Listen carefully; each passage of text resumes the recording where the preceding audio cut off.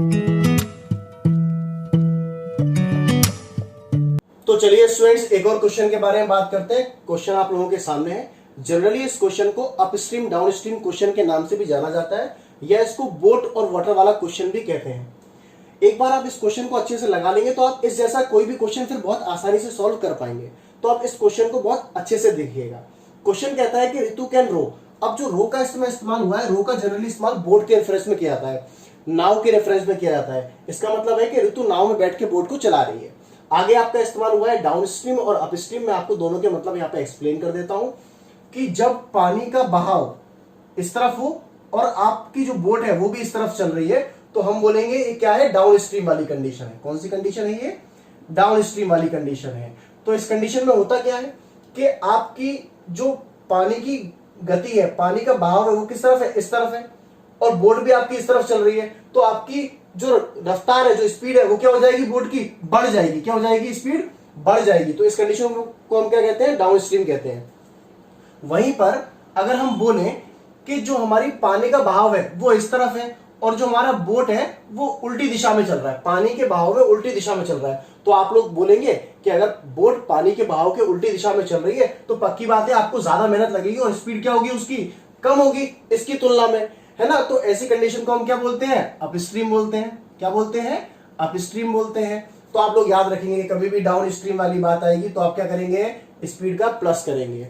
कभी भी अपस्ट्रीम की बात आएगी तो आप क्या करेंगे? माइनस करेंगे स्पीड का। ठीक है, समझ में आया आप लोगों को? अब क्वेश्चन आपका बोलता है कि ऋतु अगर डाउन स्ट्रीम जा रही है, समझ गए, मतलब स्पीड क्या हो रही है? प्लस हो रही है, तो वो 2 घंटे में ही 20 किलोमीटर का सफर तय कर लेती है। समझ में आया? अगर वो अपस्ट्रीम जा रही है तो देखो स्पीड क्या हो रही है? कम हो रही है, तो वो 2 घंटे में मात्र कितना जा पा रही है? 4 किलोमीटर जा पा रही है। तो आपको बताना है कि बोट की स्पीड, आपको बताना है कि बोट की स्पीड ठहरे हुए पानी में और बहते हुए पानी में क्या होगा। जो करंट का मतलब है वो, उसका मतलब भी पानी होता है। जब पानी बहता है तो उसको हम क्या बोलते हैं? करंट बोलते हैं। ठीक है, समझ में आया आप लोगों को? अब क्वेश्चन आगे सॉल्व करते हैं। तो जैसा कि जो क्वेश्चन में पूछा जाता है उसको हम क्या मान लेते हैं? लेट मान लेते हैं। तो आपसे क्या पूछा गया है?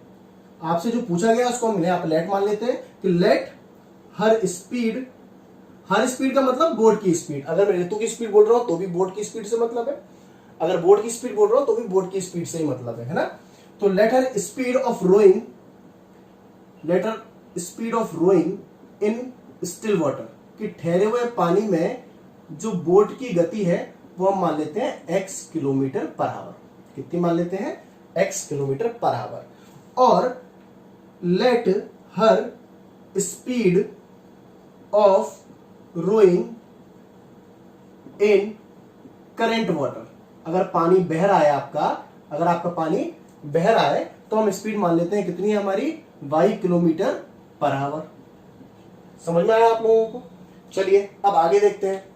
2 कंडीशन दी है आपको, एक डाउन स्ट्रीम की कंडीशन दी है, एक अप स्ट्रीम की कंडीशन दी है। तो पहले हम लिख लेते हैं for down stream, for down stream. तो जैसा कि मैंने आपको बताया, डाउन स्ट्रीम का मतलब क्या होगा कि जो स्पीड होगी, गति होगी, वो क्या हो जाएगी? प्लस हो जाएगी। तो इसका मतलब क्या है? इन दोनों स्पीडों को क्या कर दूं मैं? प्लस कर दूं। तो देखिए x प्लस वाई कर दिया। अब आप देखिए कि डाउन स्ट्रीम में स्पीड क्या हो जाती है? प्लस हो जाती है ना। अब इस तरफ स्पीड लिखा हुआ है आपका, ये दोनों क्या है? स्पीड है ना। तो ये भी स्पीड है और ये भी स्पीड है आपकी। अब आप एक फॉर्मूला आपने पढ़ा होगा, एक फॉर्मूला आपको याद होगा। फॉर्मूला कहता है कि स्पीड बराबर होता है आपका, फॉर्मूला बोलता है स्पीड बराबर क्या होता है आपका? Distance upon time. क्या फॉर्मूला होता है? स्पीड बराबर फॉर्मूला होता है आपका डिस्टेंस अपॉन टाइम। इस फॉर्मूले को आप याद कर लीजिए, यहाँ पे लिखने की आपको आवश्यकता नहीं है, बस आप इस फॉर्मूले को याद कर लीजिएगा कि स्पीड बराबर क्या होता है? डिस्टेंस अपॉन टाइम होता है। तो x प्लस वाई क्या है? आपकी स्पीड है ना। तो स्पीड बराबर क्या होगा बताइए? Distance upon time. तो डाउन स्ट्रीम में डिस्टेंस कितना है? 20 किलोमीटर। क्लियर? और टाइम कितना लग रहा है? 2 आवर। ठीक है, तो फॉर्मूला क्या था आपका? Speed equal to distance upon time. तो स्पीड हो गई x प्लस वाई, और डिस्टेंस कितना है डाउन स्ट्रीम में? क्योंकि हम डाउन स्ट्रीम की बात कर रहे हैं, 20 किलोमीटर अपॉन 2। क्लियर है? समझ में आया आप लोगों को? अब क्या करिए कि 2 1 जा 2 होता है और 2 10 जा कितना होता है? 20। तो x plus y equal to कितना हो गया आपका? 10। इसको आप इक्वेशन नंबर फर्स्ट नाम दे दीजिए। बोलिए समझ में आया कि नहीं आया? आया अच्छे से? अब बताइए दूसरी कंडीशन क्या है मेरे को? देखो दूसरी कंडीशन किसकी है आपकी? For up stream, for up stream की कंडीशन है। अगर आप अप स्ट्रीम की बात करेंगे तो इस क्वेश्चन को मैं यहाँ पे सॉल्व कर देता हूं आगे। अगर आप स्ट्रीम देखेंगे तो जो स्पीड होगी वो क्या होगी आपकी माइनस होगी, तो क्या कर देता हूं मैं, देखो x माइनस वाई कर देता हूं। ठीक है, समझ में आया आप लोगों को कि डाउन स्ट्रीम था तो प्लस हो गया और अप स्ट्रीम होगा तो क्या होगा आपका माइनस होगा। इसको आप ध्यान रखिएगा, फॉर्मूला वही लगेगा, स्पीड बराबर होता है डिस्टेंस अपॉन टाइम। तो अप स्ट्रीम की बात कर रहा हूं तो डिस्टेंस कितना है आपका 4 किलोमीटर, क्लियर है, और टाइम कितना लग रहा है आपका 2 किलोमीटर, 2 1 जा 2, 2 2 जा 4, तो x माइनस वाई बराबर कितना आ गया आपका 2। इसको आप इक्वेशन नंबर सेकंड नाम दे दीजिए। इजी, समझ में आया आप लोगों को। अब इक्वेशन 1 ये रही, इक्वेशन 2 ये रही, आप इसको सॉल्व कर लीजिए फ्रॉम फर्स्ट एंड सेकेंड। तो फर्स्ट वाली इक्वेशन क्या है आपकी, x plus y equal to 10 और x minus y equal to 2। Easy.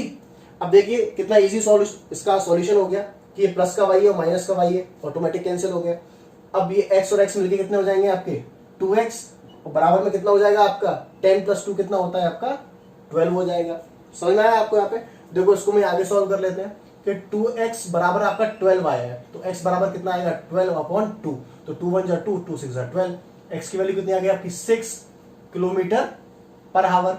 x क्या था आपका speed of rowing in still water, तो आपकी स्पीड निकल आई। अब आप देखिए x की वैल्यू आ चुकी है, अब आपको y की वैल्यू निकालनी है, तो put x equal to 6 in equation first, चाहे फर्स्ट में रख दो चाहे सेकंड में रख दो। फर्स्ट इक्वेशन आपकी क्या है x plus y equal to 10, clear है। x की वैल्यू रख दीजिए इसमें, x की वैल्यू 6 है प्लस y इक्वल टू 10, तो y equal to 10 minus 4, 10 minus 6 equal to 4, तो y की वैल्यू कितनी आ गई आपकी 4 किलोमीटर पर आवर।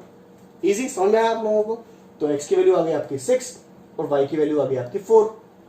अब आप यहां पर लिख लीजिएगा कि hence speed of rowing in still water equal to 6 kilometre per hour and speed of rowing in current y equal to 4 kilometre per hour. उम्मीद है आप लोगों को क्वेश्चन समझ में आ गया होगा।